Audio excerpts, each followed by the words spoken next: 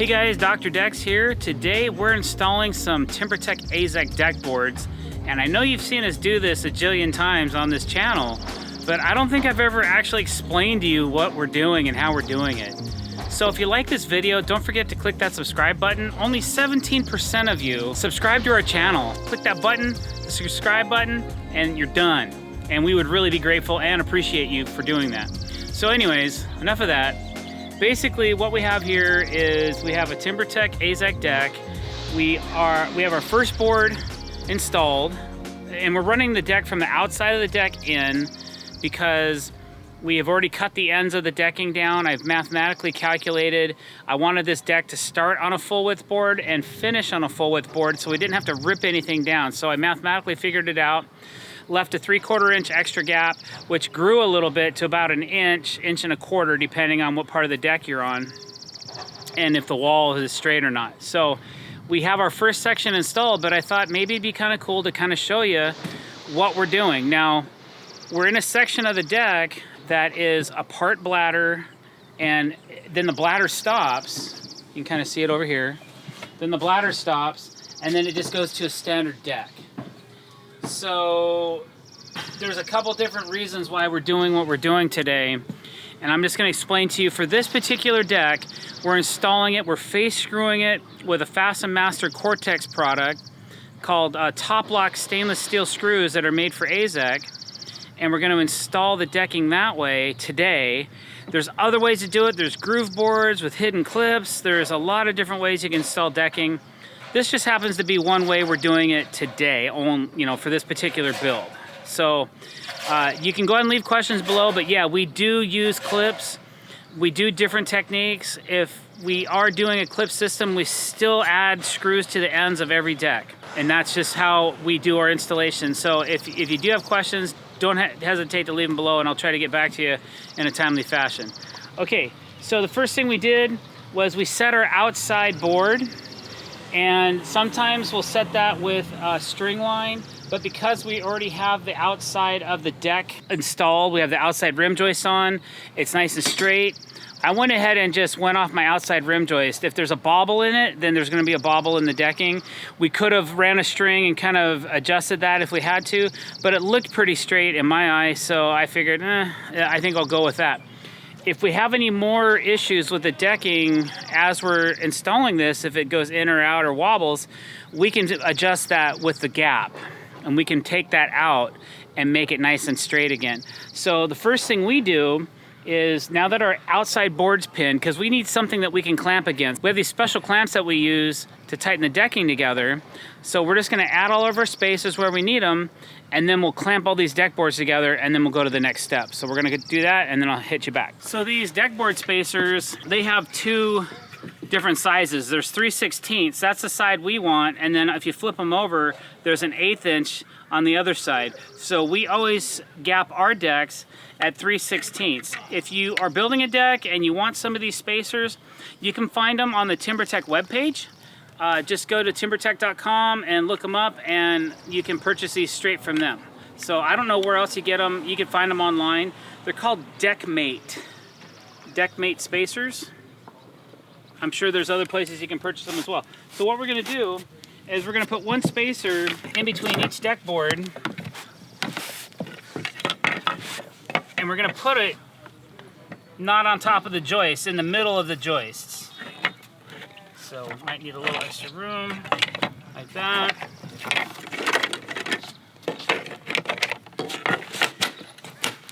So we're actually going to install 5 deck boards at the same time.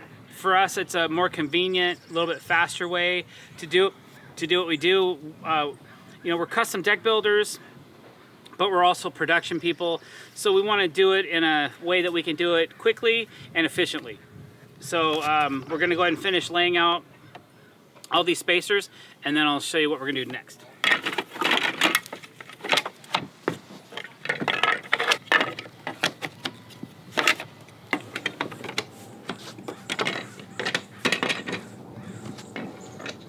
Now we have all of our spacers installed.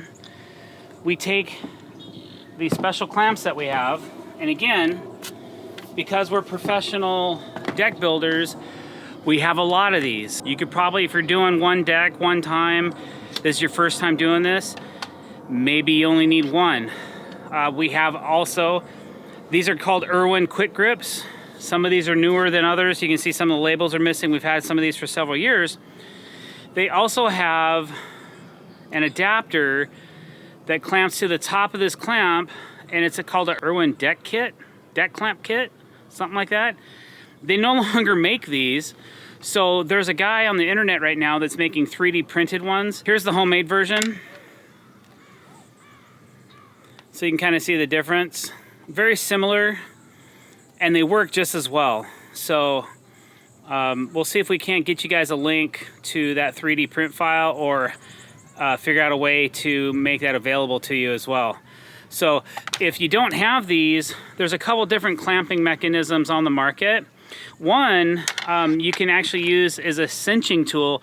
Now if you go back in our videos, you'll find the like different ways to cinch a deck board, and you'll see different tools that you can purchase that will work for doing the same thing that we're about to do with these clamps. It's just a little bit, these you can clamp them and walk away and they stay clamped.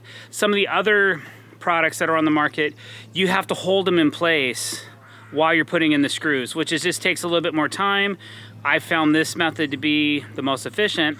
So what we're gonna do now is take these clamps and we're gonna put them on top of everywhere that there's spacers, and we'll cinch them all tight. So right now, the boards don't come straight.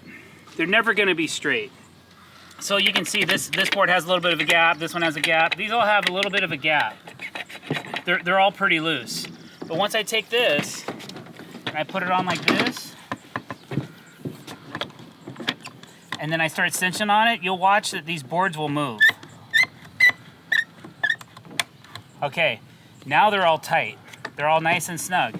Now I know that each one of these boards has a 3/16 inch gap or very close to it. It may not be perfect, but it's close enough so nobody else could tell with the eye that it's any different. So now we're just gonna go ahead and clamp up every single one of these in all these spots where we have these spacers, and then we'll start identifying the joists with some screws. Oh, we need one more, don't we? Because this end. So now that we have all of our boards in place, they're positioned where we want them, we have all of our spacers in, and everything's clamped tight, I want to pin the outside edge of each board with a screw, just so that I know that if the clamp came loose or if something else happens, everything's pinned in place, it's exactly the way I want it, and the spacing is proper. So we're gonna go ahead and identify, now I'm gonna have Jose is gonna identify the joist for me, because right now if I look at this joist right here, and it has a bunch of tape on it, and it's a bladder, and I don't know where the center of the joist is. We're gonna identify that, and I'm gonna put a screw so that I know where the center of that joist is. Once we identify the center of each joist, then we're gonna chalk some white chalk. Use white chalk, by the way. White chalk or violet chalk that you can purchase at like a home center will allow you to erase it very easily. Don't use red, don't use blue, because those will actually possibly stain your PVC. Red will stain your PVC decking, I know for sure. Blue is extremely hard to get out, especially out of light colors. So that's a pro tip for you. Don't ever use blue or red chalk on a PVC or cap composite deck. Always use a light color that can easily be erased, okay? So we're gonna identify where these, now obviously if you come over here, the bladder stops right here, okay? So once I get over to this side, I know exactly where the center of this joist is. I can see it, it's very easily identifiable. No problem. Over here, we'll have a 4-inch piece of tape that spans over the top of this joist. If I just guess and say, oh, here it is, and I run a screw, I could be a 1/2 inch, maybe 3/4 full inch off of my target, which is terrible. Don't do that, because guess what? I've gotten lazy in the past, and I have done that. It's really hard to correct that. You're usually pulling the deck board and throwing it away and putting in another one. So what Jose's gonna do, he's gonna pinch the joist so I can see the joist, so I know where the center of it is, so I can actually install my screw. Okay, so that's what we're gonna do now. Now when I install my screws, I'm using a Fastenmaster Cortex hidden fastening system. So it has a felt tip on it. We're gonna actually drive these screws into the decking, and we're gonna subset them so we can come back with color matching plugs and disguise and hide all the face screws. Face screwing is the best way to attach your decking to the deck and to the joists. So in this particular instance where we have a partial deck with a bladder and then the rest of it is just standard framing, we're gonna Cortex this whole deck. It's like I said before, when you're fastening decking, it is the best way to keep this product from moving. When PVC and cap composites, they expand and contract in heat and sun and cold, and they move around. So we're trying to keep it as stationary as possible. So all I'm doing right now, we're just identifying where each joist is and where the center of that joist is. I'm gonna go ahead and run this screw. Okay. Now I know I have a screw over here that we've installed already on this board. None of these boards are screwed down yet. I'm not just gonna go gung-a-din and try to screw them all off. We're actually gonna chalk a line and make a nice straight line, and then we're gonna screw it off, because even though this deck's hidden fastened and you won't see the screws, I still wanna know that I have nice straight lines at the end of the day when this thing's done. And if you wanna get particular, you could probably get down on your hands and knees and look for those screws and see that kind of stuff. Most people won't, but it just depends how particular you are. So, all right. So we're not putting any screws in this outside run yet, because I still have to cut this. We're over that waterproof bladder. So I have put pieces of plywood in to cut over the top of, so we don't cut through this bladder. There's protection in here. There's self-sealing membrane tapes and all kinds of membrane that will keep this from leaking. But if I cut it with a saw, it's gonna leak, okay? So I don't wanna do that. So I'm not gonna screw this in yet. I'm going to screw everything except for the last row. Once it's all screwed off, then I'll chalk a line at the distance I need away from here. I'll cut it, I'll pull these out, and then I'll face screw it, so it all matches, and then we'll plug it. So that's what's going on over here, and that's why we're not putting any screws in this section of the deck yet. All right, so here we go. This can be a little messy, but it's white, and white mops up. It comes off real easy. You'll see how heavy these lines can get, and you can kind of see over here on this deck where we've chalked the lines off. But white cleans up real good. So I either use this or there's this color violet. And there's sometimes on the chalk containers, they actually have a stain resistance rating of the chalk. So white is like 1 and violet is like 0 and blue is like 3 and red is like 5. And then they also have black, but I definitely would not use black. I bought some once because I thought it was cool, but I've never used it. The thing about chalk lines as well, try not to let them get wet. Sometimes where I live, it's impossible. And once you get them soaking wet, you're good to finish using it for the day, and then you might as well just throw it away. Sometimes I'll pull the chalk line apart and let the line dry in the sun on another day, and then take all the cake out of this thing because it's all caked up. But man, it's just a nightmare. If you can keep them dry, you're better off. All right, here we go.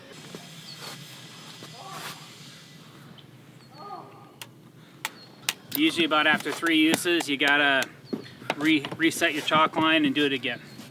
Sometimes we keep pulling on the chalk line, it's a little faster, but it can get messy.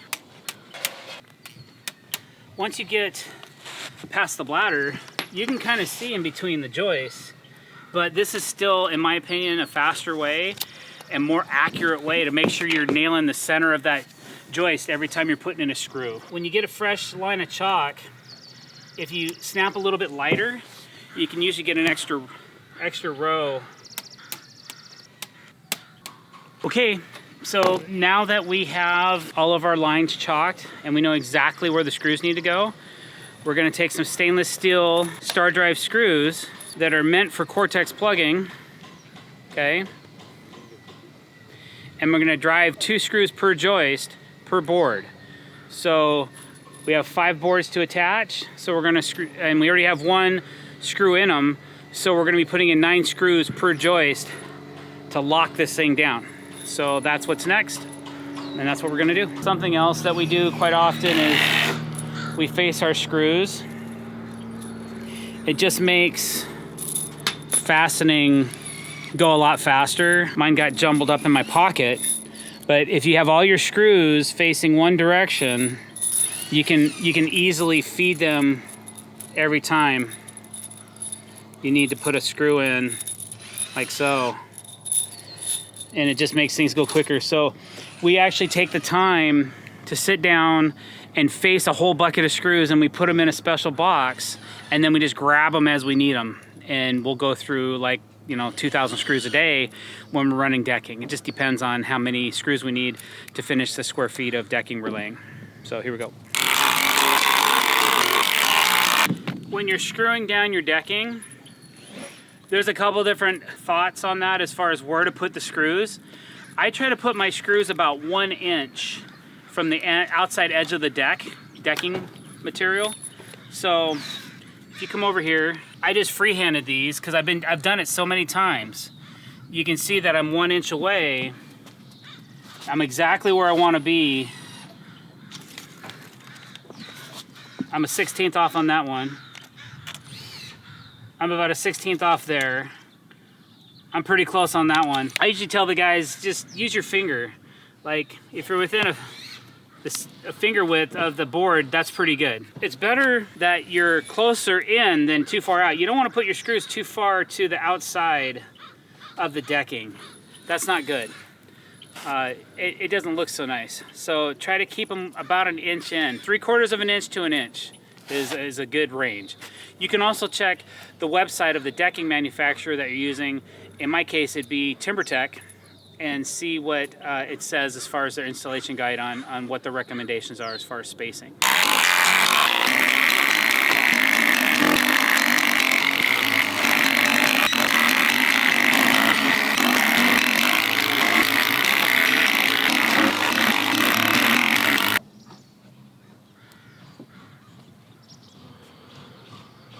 All right.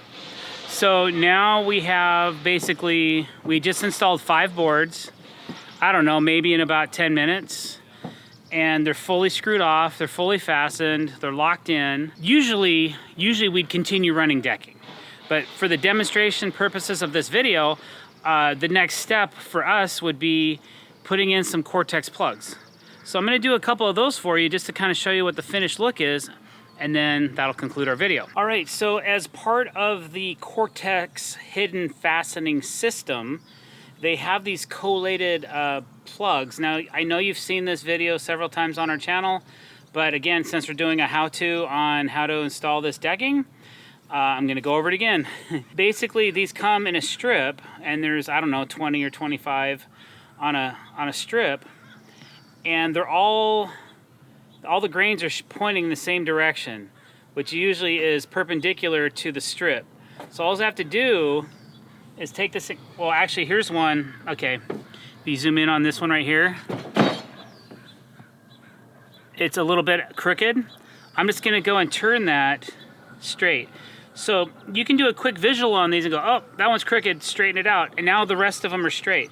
So basically what we do, and because I still have to go this way, I'm not gonna fill this first hole so that I can easily see where the center of my joist is, but then the rest of these, you can just go in and lightly tap these in. Now they're not fully installed yet, I'm just getting them set in place. And then once I'm happy with that, I'll go back and hammer them down.